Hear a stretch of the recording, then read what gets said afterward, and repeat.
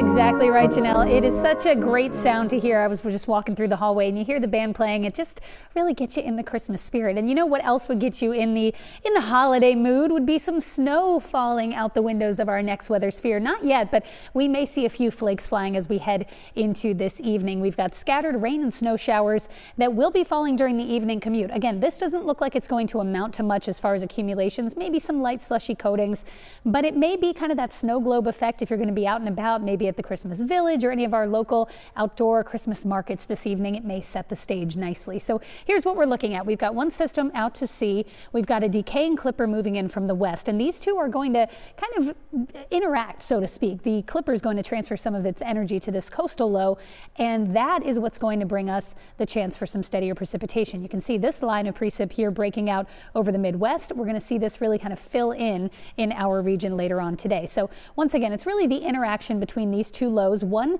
moving offshore, and most of the precip with that is offshore, but you can see this little boundary, this little zone which I've circled, which will set up right near the Philadelphia area.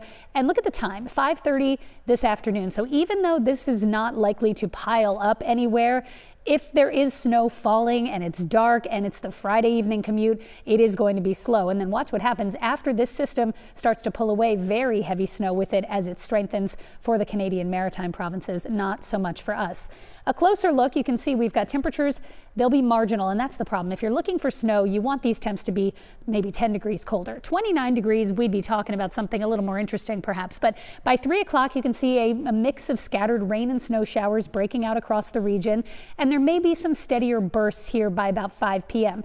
Again, this is likely not heavy snow, but you can see some of these steadier bursts here and there could obscure the visibility, and we may just see flakes flying, kind of that snow globe effect outside as temperatures drop once the sun goes down. By tomorrow morning, this is starting to move out, and then we start talking about that bitter blast of cold air. By tomorrow evening, it's in the 20s. By the time you wake up Sunday morning, we are in the teens, and it's getting even colder. And with the wind, it'll feel even colder still. So let's talk about what to expect as far as snowfall is concerned. Again, the cold is going to settle in as we get into next week. I like this model as far as the snowfall is concerned. I don't think we're going to see much from this, but maybe a light coating or a trace around the city, possibly an inch or so up toward the Lehigh Valley. Best chances in the Poconos.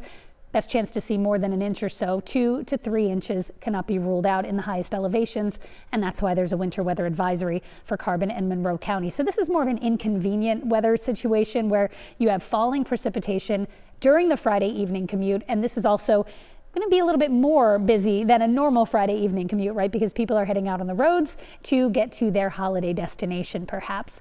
Let's talk about feels like temperatures. Today, all day, feels not much better than freezing, but it's only going to get worse. Tomorrow afternoon feels like the 20s, then the teens by dinner time tomorrow, and by the time we wake up Sunday morning, it'll feel like 7 degrees.